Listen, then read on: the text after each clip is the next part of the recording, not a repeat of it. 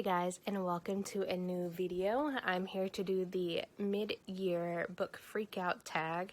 I have the questions written down in my notebook here, so we're going to go ahead and get started.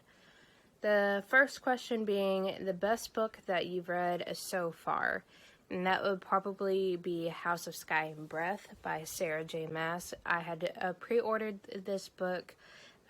It's actually, I think, the first book I've ever really pre-ordered, and I really did enjoy it, even though I read it during kind of a difficult part of the year for us. So I have kind of not the best memories reading it, but it was still a good way to kind of get my head out of the scary situation that was happening whenever I read it. And this book also goes with the second question, which is best sequel that you've read so far. And I still have to say House of Sky and Breath. I didn't enjoy it as much as the first book in Crescent City, but I still really enjoyed it. A new release you haven't read yet but want to, it will be Misrule by Heather Walters, the second book in the duology that is a sapphic fantasy retelling of the Sleeping Beauty, and it's told from the villain's point of view. I really loved Malice when I read it, I think in 2020 if I'm remembering correctly, and I am pretty excited to get my hands on a copy from my library, so I'm excited for that. The most anticipated release for the second half of the year. Honestly, I'm not sure what is being released for the second half of the year. I only know what's coming out of what's on NetGalley, and nothing really has gotten my attention too much, so we'll have to see if anything catches my eye for the later half of the year. The biggest disappointment of the year was, I have two options written down, but one of them wasn't really that much as a surprise or a disappointment, but the first one being Crave by Tracy Wolff. It's a book club pick, and I try to enjoy all the book club picks that we have, but I already knew kind of going in that I wasn't going to enjoy this book, so I'm not surprised. But the one I was hoping to enjoy was The Spanish Love Deception by Aylin Armas. This was another book club pick that we did for the year, and I was just hoping for more when it came for this book, so I was pretty disappointed. The biggest surprise for me was the ending of House of Sky and Breath. I definitely wasn't expecting the resolution that came at the end of the book, and the way that the book ended, I wasn't really expecting that, so I'm pleasantly surprised with that. Favorite new author, either debut or new to me.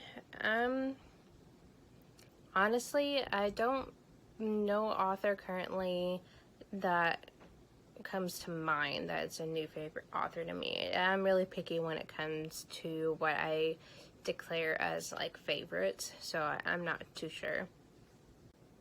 Newest fictional crush. I reread the From Blood and Ash series, so I'll have to say like Hawke is still pretty like high on the list, so I would have to just go with him since I am currently reading The War of Two Queens, so I'll have to say Hawke. Newest favorite character.